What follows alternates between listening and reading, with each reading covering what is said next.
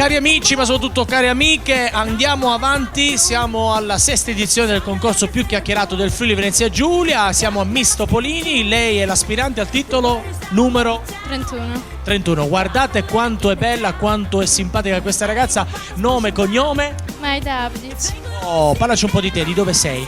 Sono croata, sono nata ad Ummago e vivo a Trieste. Vivi a Trieste, però tu mi raccontavi hai avuto tanti anni, insomma, hai vissuto a Torino. Vero? Ecco, allora parlaci di Torino, dai, che impressione ti ha fatto come città e come la paragoni rispetto a Trieste? Cosa bisogna dire della grande metropoli? È fantastica Torino, però... Trieste è bella.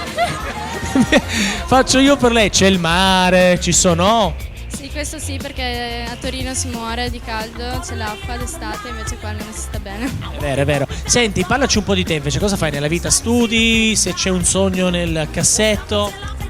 Beh, l'unico mio sogno nel cassetto è rubare dei semplici sorrisi dei bambini e... Bello, bello, bello. Più in avanti vorrei fare l'interprete, sempre se ce la faccio. Ho capito, beh, tu sai che l'importante è essere determinati nella vita, crederci. Chi crede nei sogni talvolta davvero li può realizzare. Sei a Miss Topolini, che anche per questo potrebbe essere un sogno vincerlo? Ma più no che sì. Più no che sì.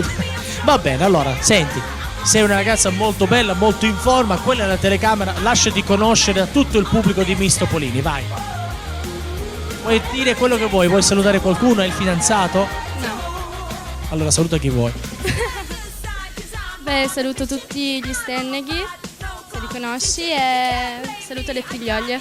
Bene, in bocca al lupo. Crepi. Just like a magician, don't need cash, don't need permission. Think I'm scared, you must be tripping. Foot on gas, key in ignition. Can't stop now, 'cause I'm on a mission.